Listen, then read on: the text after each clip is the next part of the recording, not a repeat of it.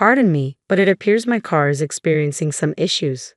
We advise you to settle your remaining balance promptly. Failure to do so will result in your card remaining inactive. What? The customer service representative from the card company did mention an outstanding balance. It seems the payment for my usual credit card hasn't been processed yet. But why? Should have a significant amount saved in the account designated for automatic payments.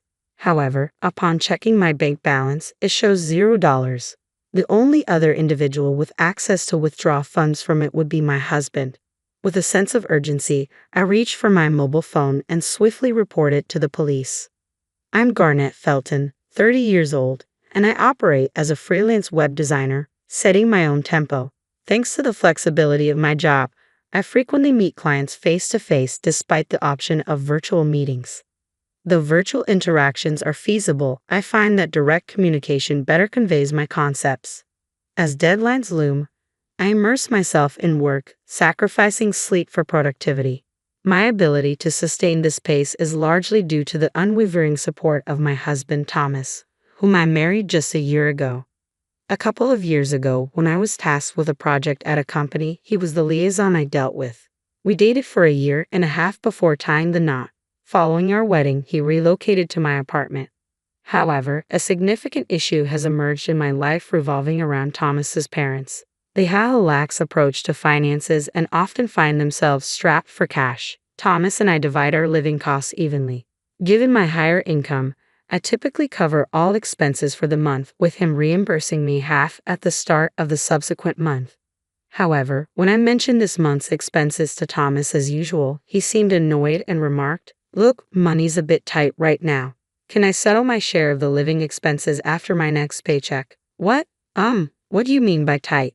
I'm only asking for half of the living expenses. Yeah, I get that, but I'm completely strapped until my next payday. What do you mean?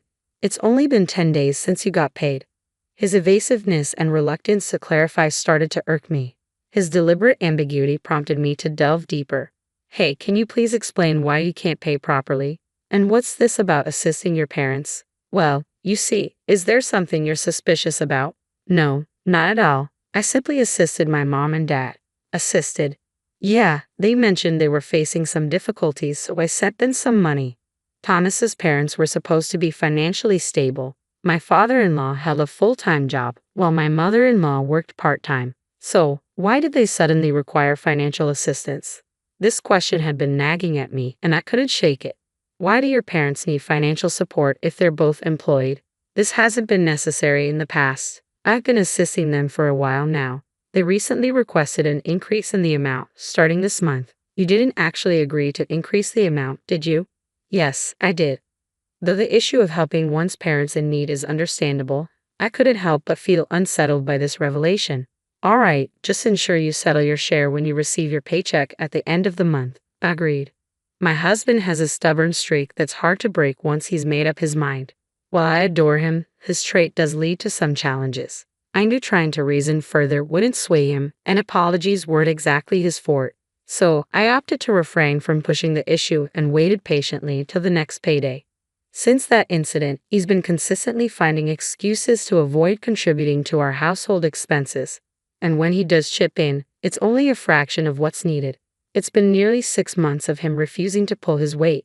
While we're technically still married, my patience is wearing thin. Not only am I covering all the bills, but I'm also responsible for all the household chores. Reflecting on this situation left me feeling foolish and overwhelmed with a sense of emptiness. One late night, he stumbled in, his cheeks flushed from alcohol. Unable to contain my frustration, I raised my voice. Why didn't you call if you were going to be out drinking? I made dinner and waited for you. Sorry. A colleague unexpectedly invited me out. But couldn't you have sent a message? I've asked you before to keep me informed. It's not fair to leave me hanging. Don't start yelling the moment I walk in. It's not welcoming. What do you mean? Why am I the one being blamed? He shot me a look of disdain as if I were in the wrong. His attitude infuriated me, and I confronted him. How can you afford to go drinking when you can't even contribute to our bills? I can enjoy a drink occasionally. I'm exhausted from working every day. So am I. I handle all the household chores. If you can't contribute anymore, can't we stop sending money to your parents? What? Why? That's my family's business. It's not your concern. And what about us, Thomas? Aren't we family too? What am I to you, living here with you after we got married? This is so irritating. What does it matter? You earn more than I do anyway. Why does he feel so entitled? The only reason Thomas can live comfortably is because I'm shouldering all the expenses. Would a simple thank you or sorry for the inconvenience be too much to ask? I was left speechless by his irrational arguments. I couldn't fathom his arrogance. Given our escalating tempers, I realized a rational conversation was unlikely and suggested, let's revisit this tomorrow. The following day, while preparing dinner and awaiting his return, I heard the front door creak open. Welcome home, I called out, but received no response. Then the living room door swung open, and in walked my husband with his parents. Mom, Dad, what brings you here? With a smug grin, my husband interjected, my parents have something they want to discuss with you. To discuss with me? Come on, Mom and Dad, let's get to the point. Prompted by my husband, my father-in-law began to look apologetic. Apologies for the sudden visit. We've come to talk about the financial support Thomas has been providing us. What's this about? Oh, Ernest, could you please ease up on Thomas? Surprised, I blurted out, what? I was completely bewildered. Then my mother-in-law, who had remained silent, spoke up. Garnett, Thomas has been sending us money each month, thinking of our well-being. It's unfair for you to accuse him. What are you saying? Accusations. All I'm asking for is our living expenses to be managed properly. Listen, Garnett, I hate to bring this up, but we're practically family, aren't we? If your own family were struggling, wouldn't you lend a hand?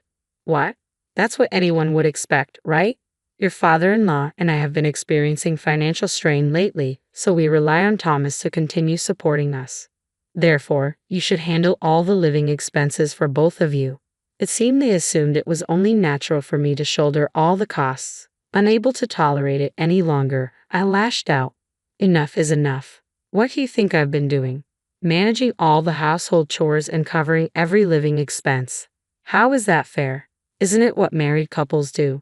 Support each other, right? Or are you just that selfish? Upon hearing his mother's taunt, my husband, sitting beside me, couldn't suppress a chuckle. That evening, despite my efforts to reason, they remained obstinate. They finally departed well past 9 p.m.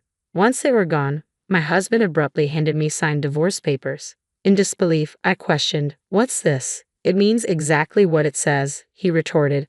Peering down at me, he declared, if you persist in defying me, I'll end our marriage. Are you serious?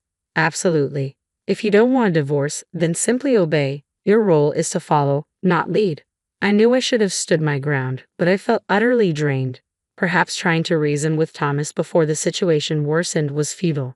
Perhaps divorce was the only option. The decision was swift. The following day, I signed the divorce papers Thomas had given me and headed to City Hall. The documents were processed, and just like that, I was single once more. Now that I'm finally liberated, I'll soon find my own place and embrace independent living. Feeling rejuvenated, I opted to indulge myself with a shopping trip to the department store. Working predominantly from home with outings limited to client meetings, it had been quite some time since I splurged on myself, especially given the recent strain of covering all expenses. Today, however, I've decided to treat myself. With that resolve, I ventured into the women's clothing section. After trying on a couple of dresses, I settled on 2 favorites. At the checkout, as I handed over my credit card, the cashier's troubled expression caught my attention. I'm sorry, ma'am. It seems we're unable to process this card. What? That's impossible. I've used it recently to purchase a new tablet for work without any issues. Why the sudden problem now? Racing home, I dialed the card company's number. Upon explaining the situation to the operator, she delivered startling news. We require immediate payment of the outstanding balance, or your card will be rendered unusable. Outstanding balance. Indeed, last month, we were unable to debit your card usage from your account. Is this plausible? Please verify your bank account balance. After ending the call, I swiftly accessed my bank account online, the very account from which my card draws funds. Initially reserved for personal savings, it now solely serves my card transactions. If memory serves, there should be $5 million within, but the balance reads 0. Just before the card's due date, the entire $5 million had been withdrawn. What on earth was happening? A chilling suspicion gripped me. Could it have been Thomas? But who else had access? Our bank book and ATM card were stored together, only accessible to the both of us, meaning Thomas was the only other person who could have withdrawn from my account. I waited for his return, then confronted him. Hey, did you withdraw money from my account? He smirked, let out an exasperated sigh, and replied, clearly irritated. Oh, you figured it out. Thought I did a pretty good job of covering my tracks, huh? I can't believe this. Why would you do that? Why? For my parents, of course. I gave them your $5 million. What did you just say? Just as I said, they needed financial support. Fortunately, I have the means to provide it. Speechless, he began to explain, his tone tinged with pride. It appeared his parents had developed an obsession with online shopping. They were purchasing items they fancied, far exceeding their income. Initially, they turned to Thomas for assistance. However, as their spending spiraled out of control, they began to demand more. They started purchasing multiples of the same items, gifting them to neighbors. Before they knew it, their monthly expenses surpassed $500,000, a sum Thomas couldn't manage alone. So, he withdrew the $5 million from my account. After he finished explaining, he remarked, "You shouldn't complain. They're your family too. Consider it looking after them. Don't make a fuss over a mere $5 million. In that moment, I found myself dialing the police on my cell. Hello, police. I want to report a break-in and theft. My address is... Thomas watched me with wide eyes as I ended the call. He shouted, "Hey, what are you doing? Did you just call the police?" Police. Why wouldn't I? There's been a break-in and theft, right? Calling it theft is exaggerating. This is my house. I firmly reminded a flustered Thomas. We're no longer a couple. In fact, I'm the one renting this place, so technically, it's not your home, is it? We're not together anymore, remember? The divorce papers you signed yesterday, I'd already submitted them. So in other words, this is my place and you're just a stranger here, an intruder, right? You've got to be kidding me. Call them back and cancel the report. Waving my phone angrily at him, I warned, if you lay a finger on me, I'll call the cops again. Just so you know, they're already on their way. You can't escape now. Why don't you just admit what you've done? Whoa, hold on. We loved each other, didn't we? How did it come to this? Love each other? I scoffed. Don't try to feed me that nonsense. Whose fault do you think all of this is? It all began because you blindly supported your irresponsible parents. You can't just act recklessly and expect forgiveness. Who would forgive someone as despicable as you? What a fool. Fool? Do you even know who you're talking to? I'm talking to you. Like parents, like child. Because you were raised by parents who were careless with money, you think it's acceptable to deplete someone else's savings. I hope the police give you a stern lecture and you feel the weight of those $5 million. Just then, the police arrived and Thomas crumbled on the spot. Who's the suspect? Pointing at my husband, now cowering on the floor, I said, "It's him." Without a doubt. "All right, let's go. You'll need to come in for questioning," the officer commanded. All I wanted was to support my parents, but my pleas fell on deaf ears, and Thomas was escorted away by the police. However, the authorities deemed the incident a civil matter, explaining they couldn't intervene. Determined to seek justice, I sought legal assistance and demanded compensation for the misappropriation of my $5 million in savings, along with damages totaling $6 million.